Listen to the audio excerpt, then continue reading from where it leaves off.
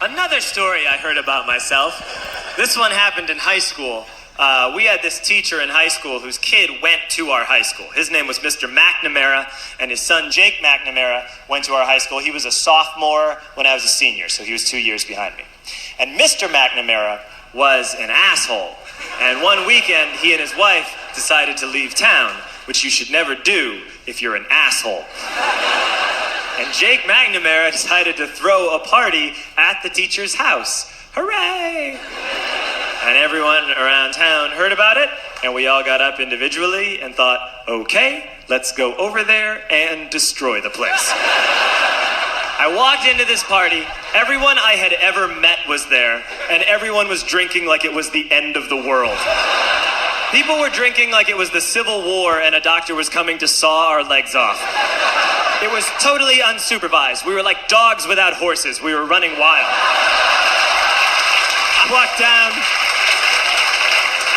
I walked down to the basement. They had a pool table in the basement. One dude took a running start and threw his body onto the pool table and broke it in half. Another kid found out which room was Mr. McNamara's and went upstairs and took a shit on his computer.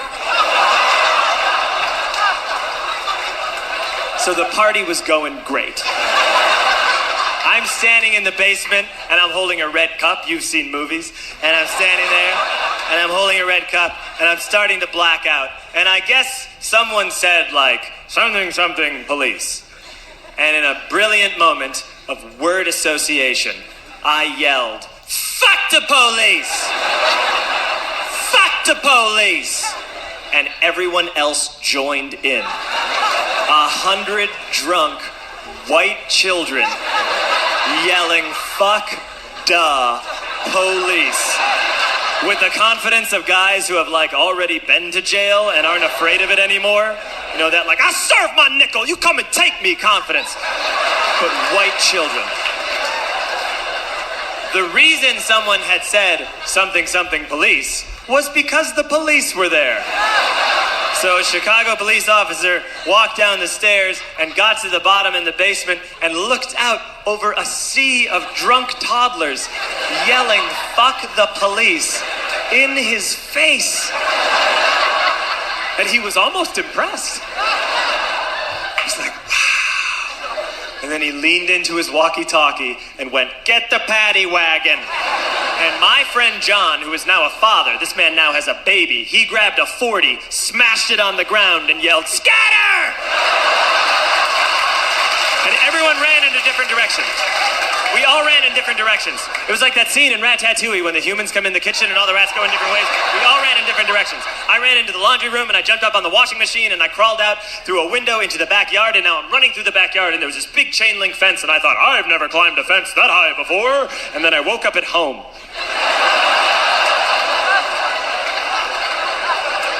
On Monday, I went to school because that's what we did back then. And I'm walking into the school building, and who do I see but Jake McNamara? And he says to me, hey, were you at my party on Saturday? And I said, no, you know, like a liar. And he said, things got really out of hand. Someone broke the pool table. Someone took a shit on my dad's computer. But the worst thing, he says, the worst thing is that someone stole these old antique photos of my grandmother, and my parents are freaking out about it. And I had that thought that only blackout drunks and Steve Urkel can have.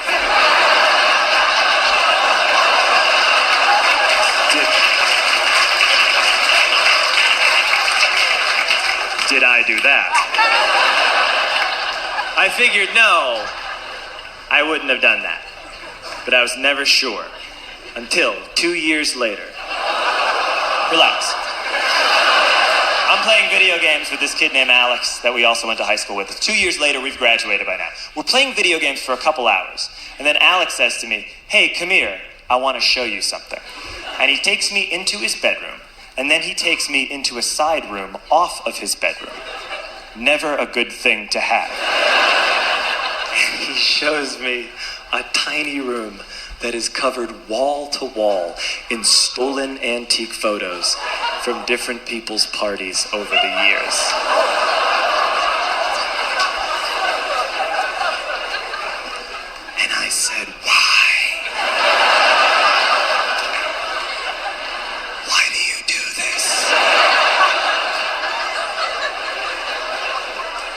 Alex said, because it's the one thing you can't replace.